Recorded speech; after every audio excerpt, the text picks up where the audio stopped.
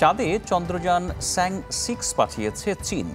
এবারের মহাকাশ যাত্রায় চাঁদের দূরবর্তী অংশ থেকে মাটি ও পাথরের কিছু নমুনা সংগ্রহ করে পৃথিবীতে নিয়ে আসবে চন্দ্রযানটি। মিশন শেষ করে জুন নাগাদ পৃথিবীতে ফিরবে স্যাং-6।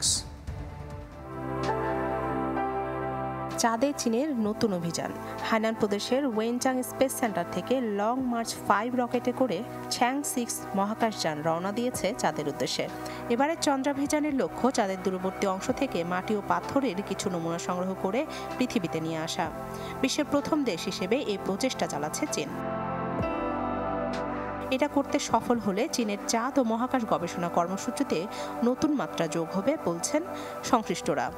রকেট থেকে চন্দ্রযান স্যাং-6 বিচ্ছিন্ন হয়ে চাঁদের কক্ষপথে পৌঁছাতে সময় লাগবে 4 থেকে 5 দিন। জুনের প্রথম দিকে এটি চাঁদে অবতরণ করবে বলে আশা বিজ্ঞানীদের। চাঁদের দূরবর্তী দক্ষিণ মেরু আউটকেন বেসিনে নমুনা সংগ্রহ করবে চন্দ্রযানটি। চাঁদে নামতে পারলে 2 কিলোগ্রাম নমুনা খুঁড়ে তুলবে স্যাং-6। সফলভাবে পৃথিবীতে ফিরতে পারলে এসব নমুনা বিশ্লেষণ করে চাঁদ কিভাবে গঠিত হয়েছিল সেই বিষয়ে ধারণা পাওয়া যেতে পারে বলে আশা করছেন বিজ্ঞানীরা। এর আগে 2018 সালে চাঁদের সফল অভিযান চালিয়ে তাক লাগিয়ে দিয়েছিল চীন। সে সময় চাঁদের দূরবর্তী অংশে মহাকাশযান স্যাং-4 পাঠিয়েছিল দেশটি। চলতি দশকে মহাকাশে 3টি মানবহীন অভিযান চালানোর পরিকল্পনা রয়েছে চীনের। তার মধ্যে প্রথম মিশনে স্যাং-6 উৎক্ষেপণ করল দেশটি।